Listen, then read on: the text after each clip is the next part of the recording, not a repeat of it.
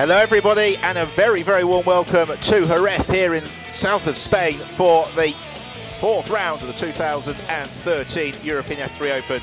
The first race of the weekend, making it the seventh of the season in the scorching sunshine, Circuito de Jerez, where the ambient temperature is up in the region of 35 degrees centigrade. A bigger contrast from the trip to the Nürburgring a fortnight ago you could not have. So this marks the midway point of the season before visits to Silverstone, Spa, Monza and the Circuit de Catalunya that will bring the 2013 campaign to an end. As you can see, it is very sunny and very, very hot here in Jerez. My name is Ben Evans, and we have got an 18-lap race to look forward to and savour with an all Team Westtech front row of the grid, and the Canadian driver Nelson Mason, who was victorious in the first race of the year at Paul Ricard, snatching pole position by the slenderest of margins, just 72 thousandths of a second faster than his teammate Ed Jones in qualifying this morning. Mason, who has had an up and down start season, he comes into this weekend sixth in the standings. He had that victory at Paul Ricard. He also was runner-up last time out at the Nürburgring, but he's had a couple of non-finishes along the way as well, so he needs to make a good start and have a nice and consistent race. Sharing the front row of the grid with him then, Ed Jones, the star of the Winter Series. He's third in the championship, largely because he wasn't at Paul Ricard, but he's the only driver thus far in 2013 to have scored two race victories. They came at Portimao and then the first of the races at the Nürburgring. And Jones in fairly emphatic form. Third on the grid then, Sandy Stuvik, the Thai driver who leads the championship and leads it by a very considerable margin. He has been Mr. Consistency thus far this season, one race victory, but four other trips to the rostrum. He's not finished any lower than fourth in any single race, and he comes here this weekend with a 32-point lead in the standings.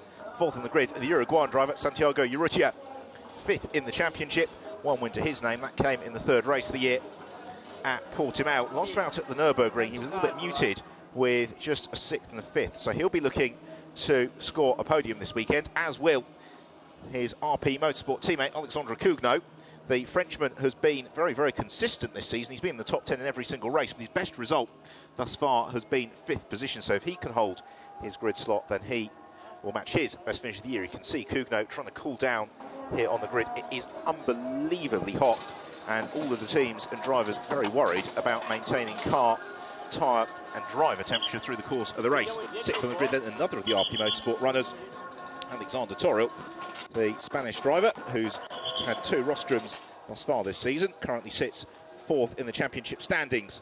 We go back to seventh on the grid for the first of the Emilio de Vallota team drivers, the Israeli Yarin Stern, who has had an excellent start to the year that has really surpassed expectations, his best result being a very close second position at Paul Ricard, but Yarin has been getting quicker and quicker as the year has gone on.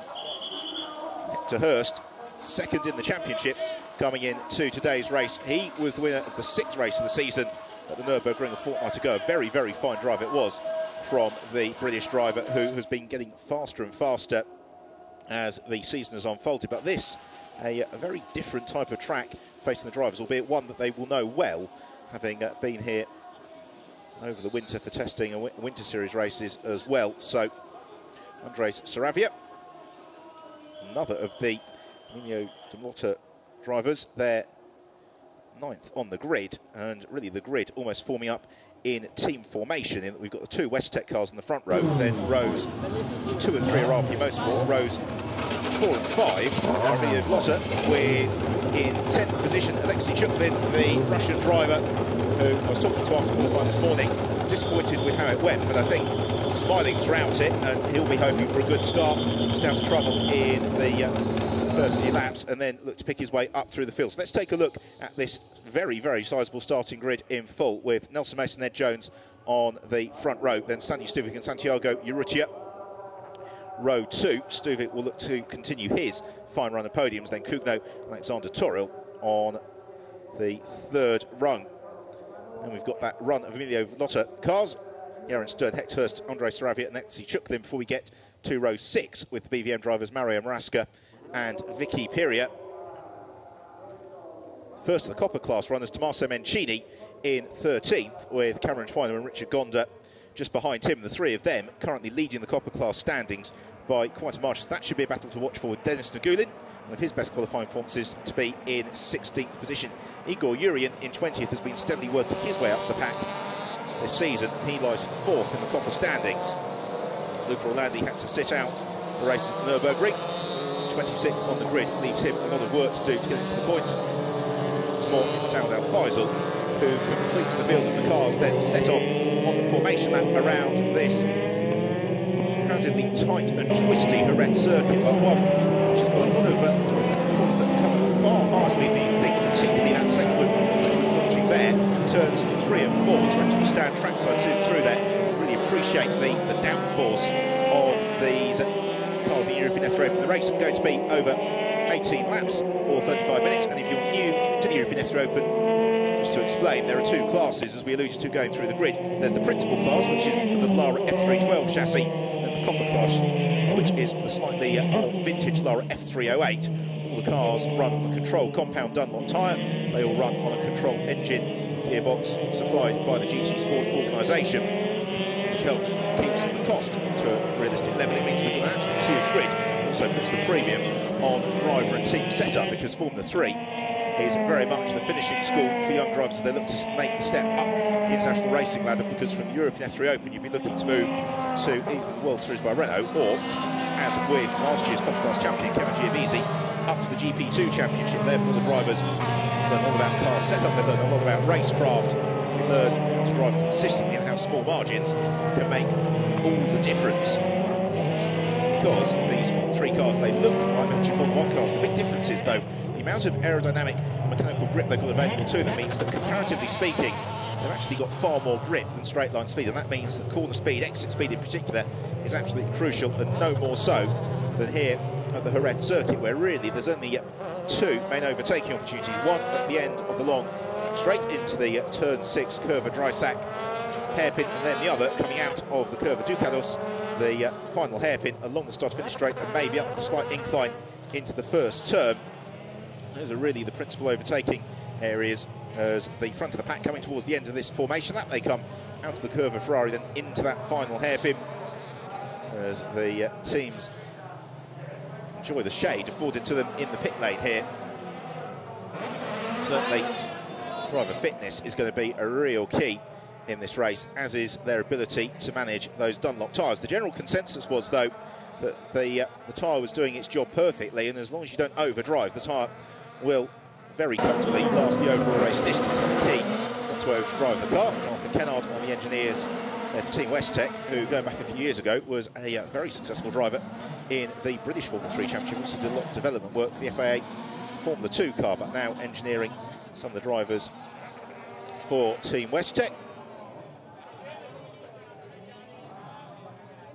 Cars then coming to the grid, forming up into that 1-by-1 formation. Wonderful to see such a huge field, 30 cars here this weekend.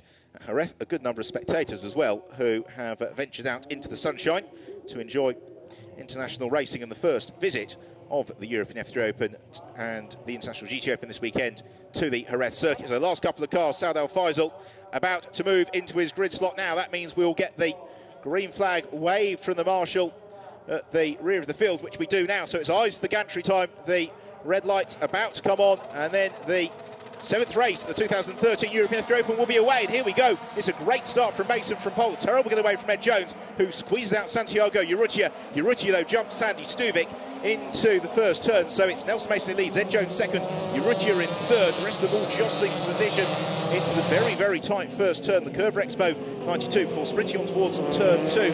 Curva Michelin, everybody cleanly through. Looking to try and gain as much ground as they possibly can in these early stages. Particular changes, aside from those jumps in front of the field in the copper class. It's possibly Richard Gonda who's got the jump, but it's Mason. We're in the first race of the year who leads Ed Jones. Then we've got to look back to shaping up between Urrutia and Sandy Stuvik, as Alexei Chuklin looks to make some ground as well. And this is the opportunity to do so, coming out of the curve. Cito Bonds along his back straight, where you can take advantage of the slipstream. As Urrutia runs, he has to defend from Sandy Stuvik to make a bit of ground there. One of the Emilio Veloso cars pick up who that is momentarily, as they all then jink through turns 7 and 8 and still Urity busy defending from Stubing. All the while that's allowing the West-Tech drivers to make good their escape. It's bunching the field up because then next up we've got Kugno and then to Hurst, who has been able to move his way up ahead of Alexander Toril. Complete the top 7. Then we've got that run of Emilio Veloso Motorsport runners. Toril though looking to fight back on Hurst. Hurst, the black number 6 car, and amongst the sea of the black, grey and orange cars of the RP Motorsport team. So into the final hairpin, the Curva Ducados, goes the race leader Nelson Mason, looking to stretch out his advantage. He flashes through, completes the first lap of the race, and his advantage then over Ed Jones, almost 8/10 of a second. Santiago Urrutia almost 2.5 seconds back already, busy defending as he has been from Sandy Stuvik. Alexandra Kugno just trying to get in a little bit of ground there. Cameron Twynham, who pushes out wide. Dennis Nagoulin, who clouts one of the curbs, and Nagoulin gathers it all up in time. That could allow Shaw Walkinshaw through, and contact further back, and being tipped around into a spin. It's Gerardo Nieto, who was the innocent victim of Artur Janos last him out at the Nürburgring, and again that didn't really seem to be Nieto's fault. It was Igor Urian, the Spanish driver, who was trying to make the move. He was also skittering off into the gravel trap. Emilio de Vlota cars, who is going to struggle to get out of there, spinning up the rear tyres. That is, in a moment, I think it could well have been Alexei Chuklin, unfortunately. It's Richard Gonda, leader of the Copper class. Very nearly not leader of the Copper class, as he looks to the inside of Vicky Piria, pushes Piria out wide, as they're busy fighting just for 12th position at the moment. Richard Gonda wants to put a couple of the F312s between himself and the chasing Team West-Tech duo of Cameron Twynham and Sean Walkinshaw, who currently complete the Copper class podium for the Dallara F308s. Really the race leaders, Nelson Mason and Jones, long gone in first and second place. And then we've got the battle headed up by Santiago Urrutia. Urrutia will look to try and break clear of Sandy Stuvik and maybe try and chase down West-Tech runners Hector Hurst. Busy seeing off the challenge of Alexander Toron. It was, unfortunately, Alexei Chuklin who slid off into the gravel trap then. So the Russian driver, who saying that the Nürburgring was a weekend he'd rather forget. So this weekend has started off not the seed of hopes. You can see just ran offline onto the marbles, ran out of grip, and around he went into the gravel trap.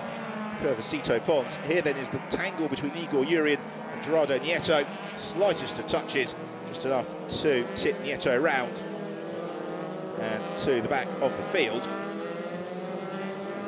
This also was save of the day from Dennis Nagoulin, who slewed wide and lost the place to Sean Walkinshaw to battle with Cameron Twynham. So the RP Motorsport team watch on the pit wall, and their leading driver Santiago Urrutia has got the best part of 3 seconds to make up on the race leader, the Canadian driver Nelson Mason.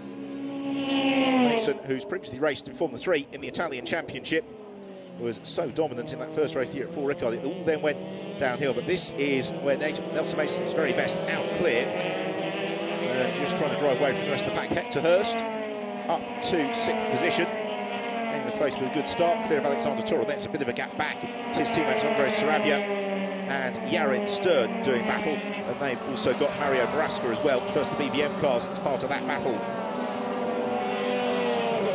Already Nelson Mason just beginning to move clear of Ed Jones. I wonder whether or not Jones made a slight mistake there, because that gap suddenly seems to have widened significantly as picking his way through the Ayrton Senna chicane. Then race leader Nelson Mason, who is, as part of a couple of seconds now, clear of Ed Jones. Jones, though, will be pleased, relatively speaking, in second position, because he is clear of the championship leader Sandy Stuvik. The opportunity to take a couple of points away from the Thai driver. Still the early stage of this race, and certainly tactics were a little bit of a factor. All the drivers earlier on were saying the first couple of laps it's going to be an opportunity to make ground, and then it'll be a case of just managing tyres, managing the energy, managing the temperature of the car, and maybe pushing again a little bit later on in the race. Certainly real particular gaps opening up within some of these battles. Very, very tight squabble between Hector Hurst in 6th position, Alexander Toril. Just behind him, Toril has been really at the start of the season. He was 18th in last year's European F3 Championship, running in the Copper class, where he finished 7th overall. He's made a really big step up in terms of pace this season, benefiting from the experience of the RP Motorsport team. He's got a good run here on Hector Hurst, coming along the back straight on towards the turn 6 hairpin, which is really the best overtaking opportunity. You can sit in the slipstream. braking zone so short in these European F3 Open cars. You need to always be alongside by the time you actually hit the braking zone for the hairpin to stand any chance of getting through. Then you've got this very rapid sequence, turn 7 before heading on to the curve at Jorge Martinez, which turn 8 that then swings them round to sequence of double right-handers, curve at Angel Nieto and curve at Peluqui, before they head back towards the pits. Really can't overtake them, particularly. Instead what you're looking to do is just stay in behind the driver in front, maybe look to challenge them as you come into that final hairpin. That is certainly Jerez was trying to do to Andrés Sarabia, but Sarabia had a good run through the air-to-turn chicane, and they've still got Mario Marasco on their tail to worry about. So through over the line, completing the 4th lap of the race. Nelson Mason, his lead over Ed Jones, has gone out to 2.5 seconds. Jones then is further 2 seconds clear of Santiago Urrutia, who has still got Sandy Stuvik, an ever-present tail, and the pair of them haven't really shaken off the tensions of Alexandre Cugno thus far. Cugno at the moment, 5th, matching his best finishing position of the year so far. Santiago Urrutia in search of his 3rd podium of the season. Whereas Stuvik in 4th would like to claim his 6th podium in a row. So sweeping through the curve of Sito Pons they go. Certainly Stuvik not quite close enough to Santiago Urrutia this time round. So Urrutia in 3rd is not really breaking too far clear of Sandy Stuvik, but likewise he's not really making any inroads to Ed Jones or Nelson Mason clear of him either. Last time around, Urrutia was about 0.3 of a second slower than the Arabian driver, UAE-based driver Ed Jones. Jones, who first raced in cars in the Insteps Formula, which is the old Formula BMW Championship cars, before moving into the Formula Renault 2-litre category, and then stepping up into the European F3 Open, where he's put together what could well be a title challenge here. Santiago Urrutia has got that 30-something point championship lead, so he's got no risk of losing that in today's race, Sandy Stuvik, but he will lose a little bit of ground to Jones in 2nd position, and Jones also, he's only 1 point behind Hector Hurst, who's 2nd in the standings coming today, but he should move up to 2nd because Hector Hurst at the moment is busy still trying to withstand the challenge of Alexander Toril as they do battle over 6th and 7th position, although Toril just slipping maybe a car length or so further back from Hector Hurst on that last lap. Probably the best battle we've got in the top 10 is the one then between Andrés Sarabia, Yarin Stern and Mario Marasco. And it's Andrés Sarabia, Tomarman driver, just ahead of the Israeli Yarin Stern, who we saw last year briefly in the European F3 Open, and then Mario Marasco, who was 8th in last season's Italian Formula 3 Championship, chased them down in the BVM car. That is the white and orange machine of Mario Marasco. You tell the difference between Sarabia and Yarin Stern, because Stern has got the lime green predominantly helmet, whereas Andrés Sarabia, the bright orange. They'd still wave yellow flags at turn 5. That's for the ongoing recovery of Alexei Chuklin's car that was part of this battle. It is no more. Just a quick check then in the mirror. Andrés Sarabia heading along back straight, and still Stern not quite close enough to challenge on the brakes into the hairpin. So around they go, and then the short squirt onto this double left-handers sequence, which, as we're saying, very, very satisfying for them to drive. As into the pit lane is Tommaso Mencini. It's very disappointing for Mencini, who was on the Copper class pole position. Fortunately, will be going no further in his Corvette Competizione car. Means that he will also lose touch, if things stay as they are in the Copper class championship, a little bit with Richard Gonda and Cameron Twynham. Still, Hector Hurst does battle with Alexander Toril. Hurst, who we saw last season in the FA Formula 2 Championship, where he eventually finished 10th in the standings, but really seems to have made a step up in outright pace this year. He's really just clicked with the Formula 3 car, the Volta Motorsport team, and has been driving very, very consistently, but very rapidly as well. The win at the Nürburgring last lap was absolutely formidable, under very similar pressure, in fact, from Nelson Mason, that we're seeing him pressurised by Alexander Toril today in terms of being right on his tail, but just keeping his line. That's what he's doing in the back of the shot there. You just saw Vicky Piria, 11, clouting one of the bollards on the exit of the turn. That won't have done any damage to her car, which is the sister car to the one of Mario Marasco, who is still getting a very, very good view of Jerez Stern's rear wing. We've got yellow flags still over at turn 5. There's no opportunity to challenge. Instead, they all sprint down the slope along this back straight. It's the hairpin. No opportunity.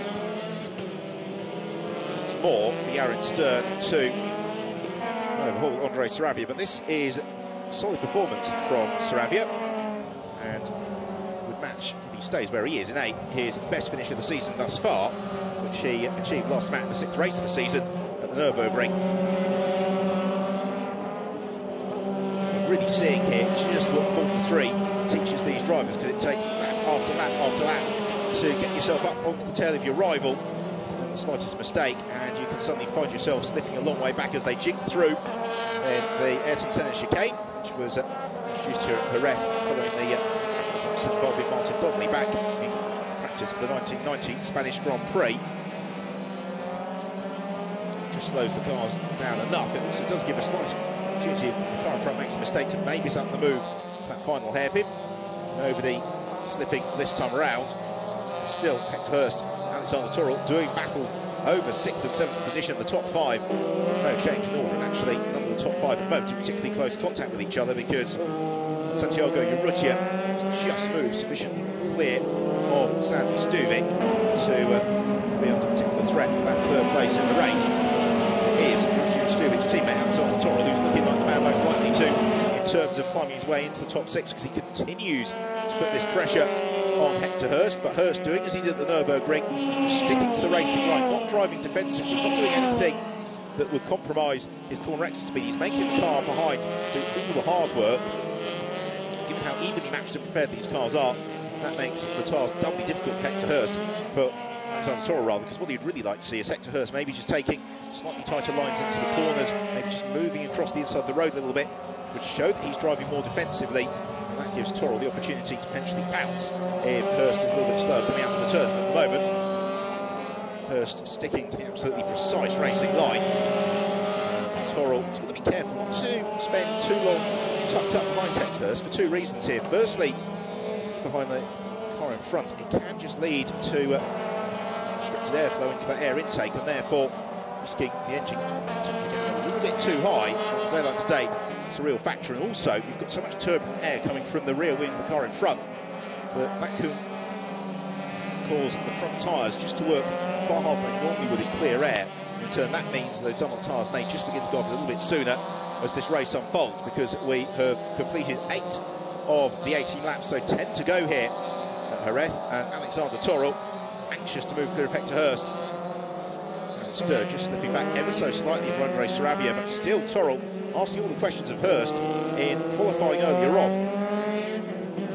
Torrell was 0.1 of a second quicker than Hector Hurst over a single lap pace, so he knows that he's probably got the advantages into the pits. Unfortunately goes Luca Orlandi, so Orlandi wheeled back into the pits. Vastly experienced driving, Luca Orlandi, one of the slightly older drivers in the field, but he's got the background racing Formula 3 for many years. He also raced in the Barber Dodge series in America and Formula Palm Rowdy. He's been found European F3 Open for the past couple of years with Team Westech, actually stepping up to the 312 chassis this year. He's had some really strong drives on the way, particularly Paul Ricard at the start of the season. Unfortunately this weekend though hasn't gone so brilliantly, so Orlandi retirement. And the 6th remains the best in the race between Hector Hurst and Alexander Torrell, and Torrell quite able to get himself that extra half a car length, so that he really needs to start challenging Hurst. Instead, he's just a little bit too far back to really challenge him on the brakes. So once more they jig through the Ayrton Senna chicane, plant their right feet and accelerate on towards the curve of Ferrari as the race leader Nelson Mason reels off another lap. His advantage over Ed Jones goes out to 3.4 seconds. And for Mason, this is proving to be a very, very impressive performance, very much in line with the one that he gave us at Paul Ricard at the start of the year.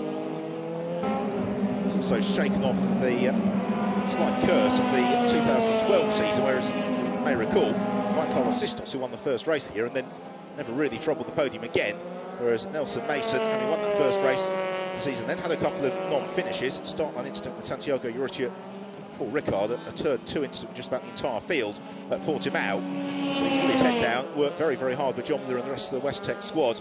Got his season back on track, although Ed Jones is keeping him honest here. Slipping back ever so slightly on this lap.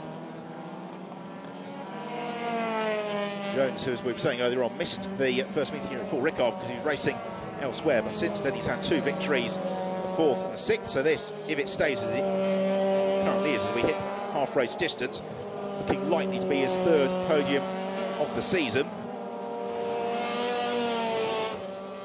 Jones doing well just to avoid the AstroTurf that's being kicked up on the edge of the course. It's coming out of turn 10, and he jinks through chicane and accelerates on towards the end of another lap. And for Jones here, this is the opportunity just to manage his race perfectly, because you can see he's got a very comfortable advantage over Santiago Urrutia, and Urrutia in turn has seen off the challenge of Sandy Stuvik. So this strong drive from the Uruguayan driver Santiago Urrutia, who is certainly one of the most spectacular drivers in the European F3 Open field. Some of the overtaking manoeuvres he's made a little bit earlier on in the year have really been quite something to behold, and if you do get the opportunity, just look for some of the highlights of his drives in the Formula Bath Championship last year, and you can really see why he is just beginning to attract the interest of the likes of Ferrari and a couple of other Formula 1 teams as a driver very, very much to watch in the future, a couple of years ahead.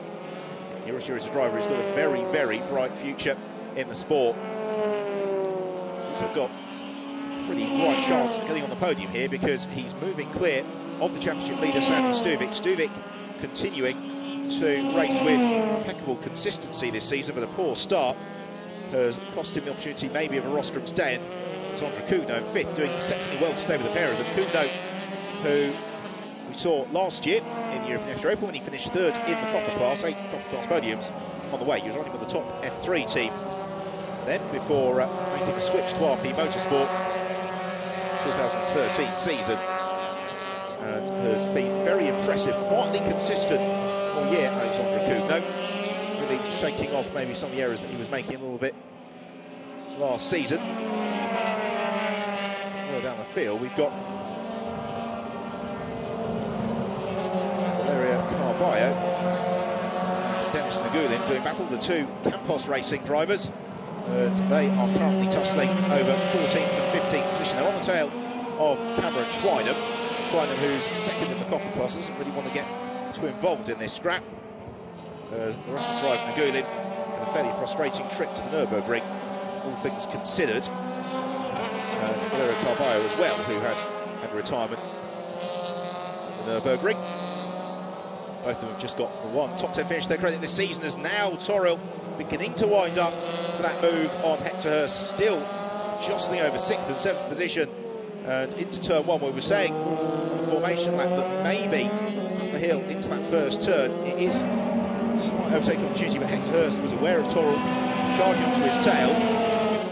Alexander Toril has done remarkably well to stay this close to the tail of Hector Hurst throughout the course of the race, as they head through the curve of Cito Ponds, named after the legendary multiple motorbike world champion, and then sprint over the crest down the back straight. Now, have we had a bit of a moment, because that didn't appear to be Alexandre Cougnaud's helmet, just clear of Hector Hurst, so we may have had a little bit of sort out amongst the RP Motorsport runners ahead of them. We'll find out momentarily. For now, though, we've still got the battle going on for 6th and 7th between Hector Hurst and Alexander Toril, but I just wonder if the order is slightly shaken up just ahead of them as they accelerate through this 2nd sector of the lap. Now let's see, kicking up the dust and flying very wide, it's Sandy Stuvik, who went off through the gravel trap, and Stuvik doing very well to keep the car pointing, broadly speaking, in the right direction.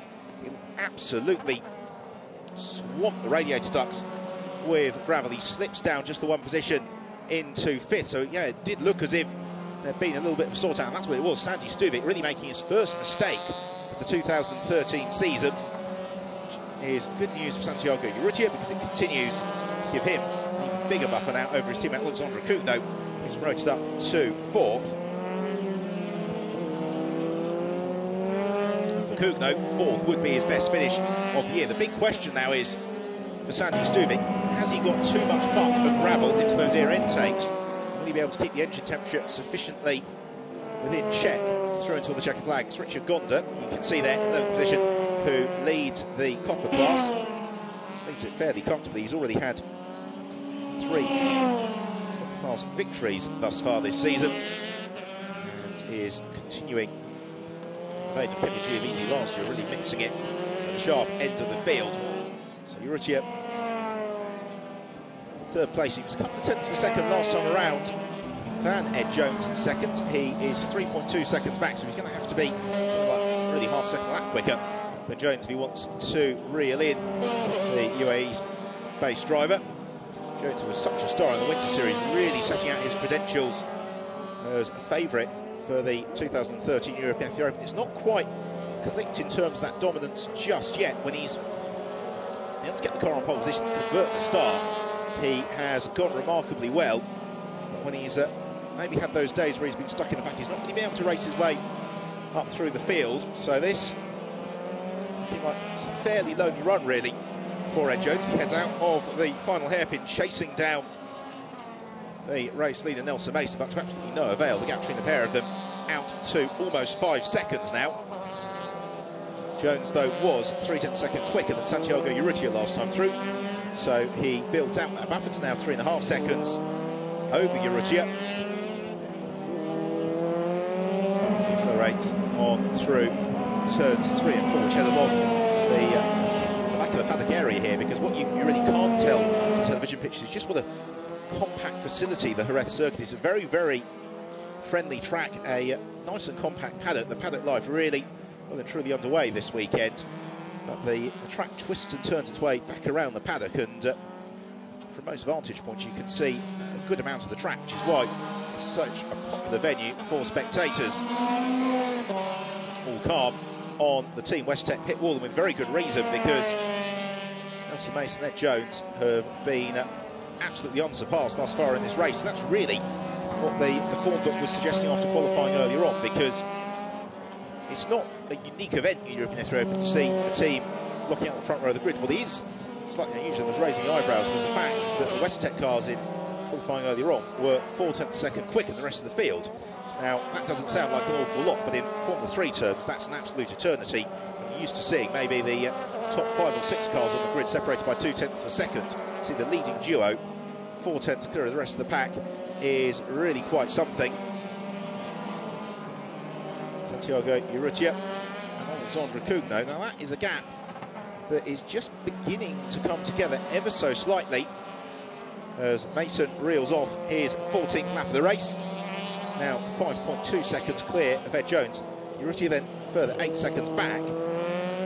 But Kugno again was 0.3 seconds quicker than Santiago Urrutia last time around. So the battle has not really come together just yet, but that could well emerge. Now the checkered flag is that Alexandre Kugno is now only just a couple of seconds back from Santiago Urrutia, but reeling him in the rate of 0.3 of a second a lap could bring him onto the tail of Urrutia before the checkered flag.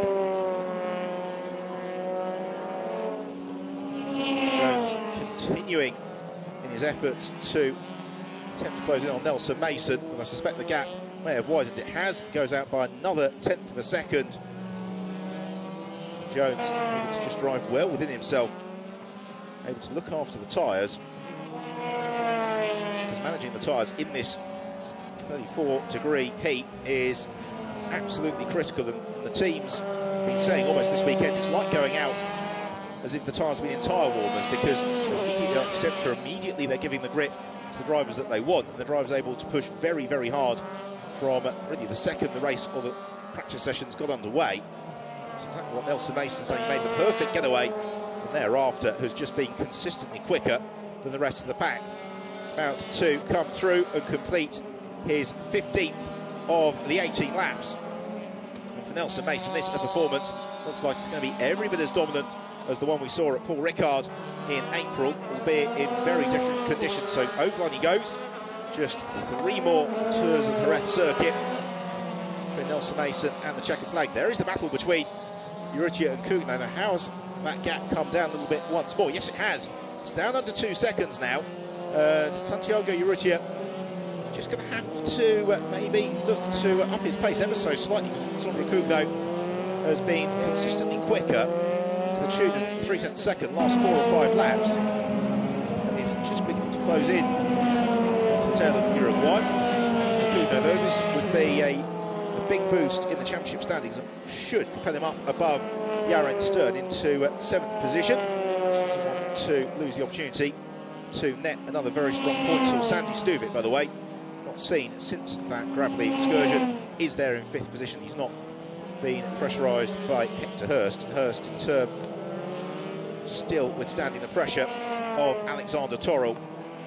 So the fight for 3rd and 4th is not quite coming together as a fight just yet, but it does set things up very intriguingly, very nicely, with an eye towards the championship positions, because this result, Santiago Urrutia, should climb him up to 4th in the standings now, overhauling Alexander Torrell. He had just a 3-point advantage coming into today's race. Of course, in the European F3 Open weekend, this is only half the job done, because 9 o'clock tomorrow morning they have qualifying that will then give us the grid for tomorrow's race. Within the copper class, plenty of battling going on, as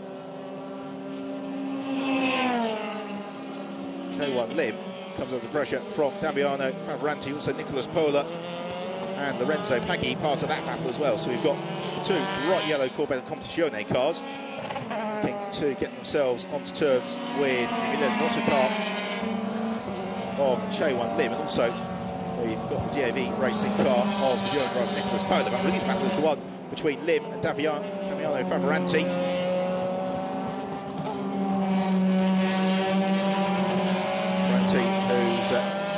Very successful pedigree of racing in karts, trying to pull in the Korean driver Choi-Wan Lim, who we saw in the European F3 Open Winter Series a little bit earlier on in the season. Nelson Mason on his penultimate lap of the race leads very comfortably, and just able to drive very smoothly, unhurried, unpressured, and all the while building an ever-growing, actually very rapidly growing gap now over Ed Jones in 2nd position. It's most likely going to be a 6-second advantage for Nelson Mason at the end of this lap.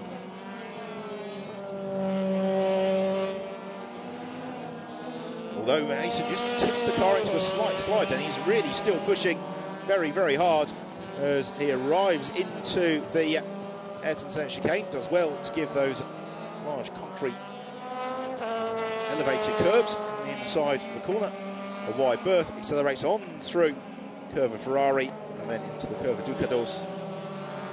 Final corner on the lap of the Jerez circuit, avoids the bollards on the exit of the corner and accelerates along the start and finish straight and on to start the final lap of the 7th race, the 2013 European F3 Open. And this will make Nelson Mason the 2nd double winner of the season. It means that 4 of the 7 races will have gone the way of Team Westtech, really continuing their position as the emerging dominant team within the European F3 Open. On the final lap, Mason's advantage over Ed Jones in 6.2 seconds. He doesn't want to back off here, Nelson Mason, because you talk to any of the drivers, they'll say when they're most at risk of making a mistake, it is when they've got that comfortable lead and then just decide to defend it, decide to back off by a couple of tenths of a second. All that does is just takes away that mental edge of concentration. Just dropping down from racing at 99% to 95%. These drivers want to do, and that is what Mason has done very nicely in this race. He really has pushed just at the limit. He's not gone over the limit, but he's been right at the limit all the way through. And it means as this race unfolds, he is getting faster and faster than Ed Jones.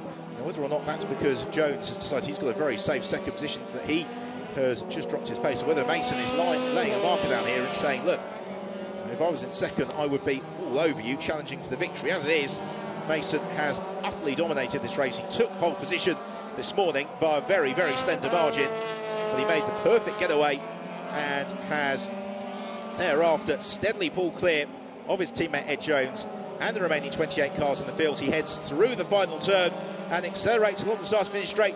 The Westtech team are absolutely overjoyed. So is Nelson Mason, and he is the winner of the 7th race, the 2013 European F3 Open, the 1st race of the 4th round of the season, and his winning margin over Ed Jones in excess of 6 seconds, with Santiago Urrutia completing the rostrum. Alexandra Kugno in 4th, and Sandy Stuvik completes the top 5 with actually his lowest finishing position of the season. Hector Hurst does see off the challenge of Alexander Toril for 6th position, and then Andre Saravia and 7th from Mario Maraska, and Yarin Stern with yet another victory in the copper class, going to Richard Gonda. Gonda crossing the line in 11th position. That is his 4th copper class victory of the season, and that will further extend his lead in the copper class championship. The remainder of the copper class podium being completed by the teammates. The men who finished 1st and 2nd in the race, Cameron Twynham and Sean Walkinshaw, then 2nd and 3rd in the copper class. 1st and 2nd in the race, Nelson Mason, Ed Jones. Jubilant day for Team Westec. One's probably going to get quite expensive because, as we have said, as part of previous victories, it is the team tradition that everybody gets a very large bar of chocolates, which means it's going to be a bonanza for one of the local supermarkets. Some of the marshals take the edge of the circuit, waving the white flag at the drivers, and that is a tribute from the marshals in recognition of the marshal who lost his life last weekend at the Canadian Grand Prix in the tragic accident you may well have read about, and the marshals here at Jerez this weekend, in a show of solidarity with their Canadian colleagues, have decided at the conclusion of every race this weekend here at Jerez to come to the edge of the circuit and wave white flags as a way of showing their appreciation to the drivers, but also, more importantly, honouring the memory of the marshal who was so tragically killed in Canada last weekend. Drivers then heading towards Parc Fermé in the podium, and this is the final result, with victory for Nelson Mason, 6.1 seconds his advantage over Ed Jones, and Mason doing the gentleman's set because he also had pole position and the fastest lap. Santiago Urrutia completing the rostrum for Alexandra Kugno, and Sandy Stuvik. Hector Hurst a super drive for 6th from Emilio Lotta Racing from Alexander Toril. Andre Saravia, Mario Maraska and Yarin Stern complete the top 10, with Richard Gonda in 11th, winning the copper class from Cameron Twynham in 14th position, who saw off his teammate Sean Walkinshaw, who puts together an excellent drive to finish 15th and be on the copper class podium. Despite the best efforts of Igor Urian, Chaewon Lim did withstand the pressure of Damiano Favoranti, although Lorenzo Paggi moved clear of Nicolas Pola from that battle that we saw earlier on. Juan Zhu picking his way up the field, with then Saudel Faisal and Gerardo Nieto completing the finishers. Celebration and the lightning bolt for Nelson Mason here in Parc Fermé at Jerez.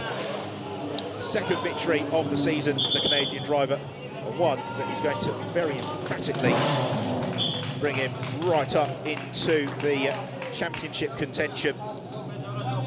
The same goes for teammate Ed Jones. This a very successful day for them as they take points off the championship leader, Sandy Stuvik. Hot work for the drivers. You see Ed Jones bathed in sweat.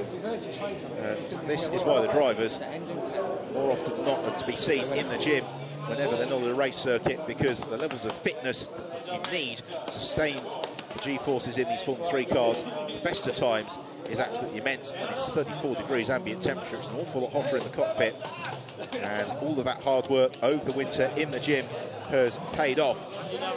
Nelson Mason, dominant victory as he is swarmed by the Westec team for congratulations and handshakes. Very, very successful day at the office for them here in Jerez, with 4 cars across the 2 podiums. Well, they'll be joined by the RP Motorsport car of Santiago Urrutia, and then the copper class winner Richard Gonda for the DriveX team. Gonda very, very rapidly establishing himself as really the dominant driver in the Copper Championship. Another 10 points is going to further extend his advantage over Cameron Twynham out to something like 16 points in the Copper Championship. So the drivers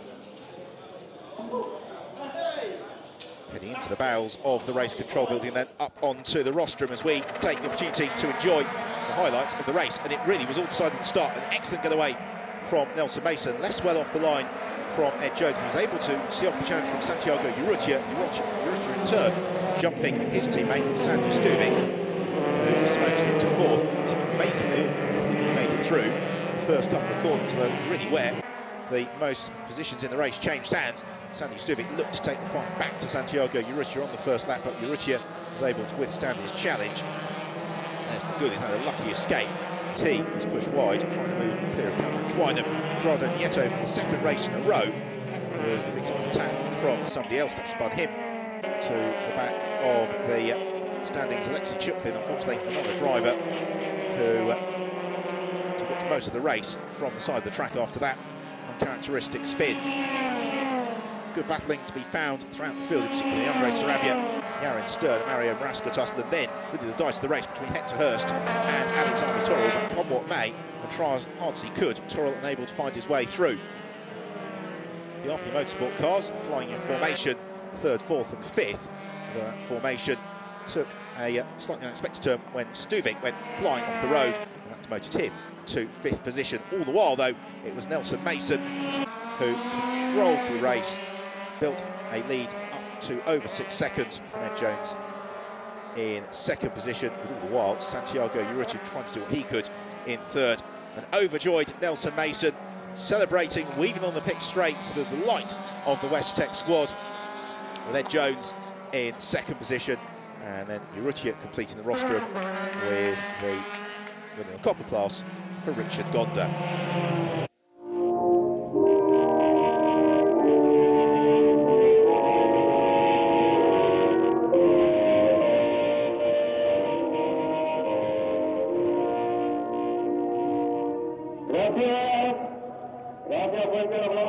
Canadian national anthem on the rostrum here at Jerez,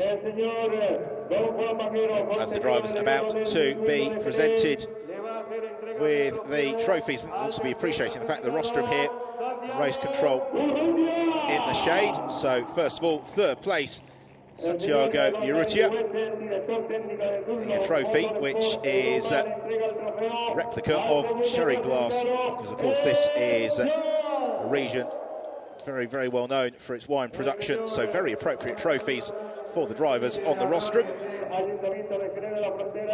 And delight for Nelson Mason, his second win of the season, gets the trophy hoisted aloft, and then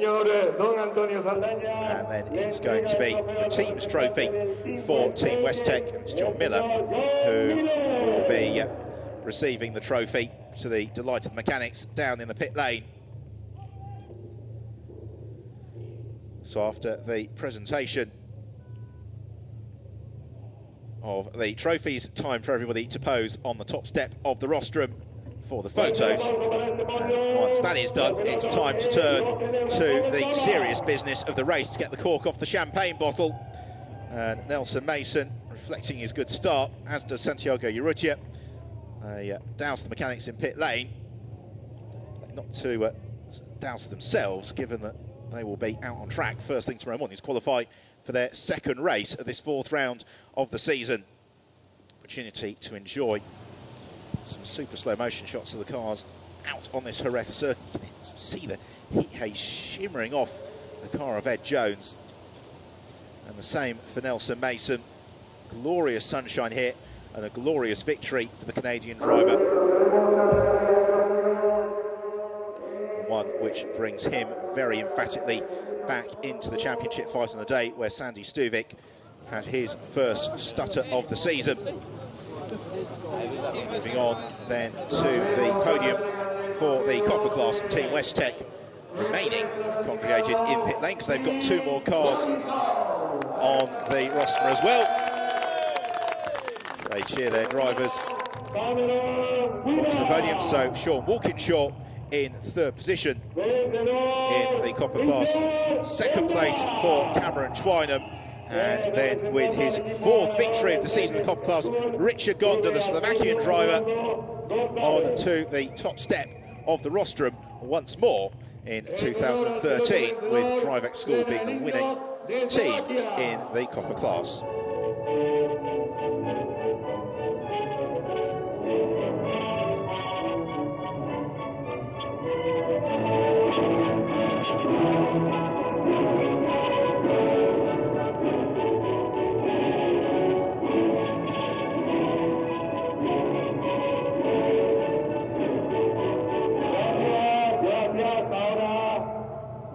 National anthem's complete. Time to begin the presentation of the trophies. The drivers in the class with the slightly older chassis, the Lara F308, always gives us some great racing.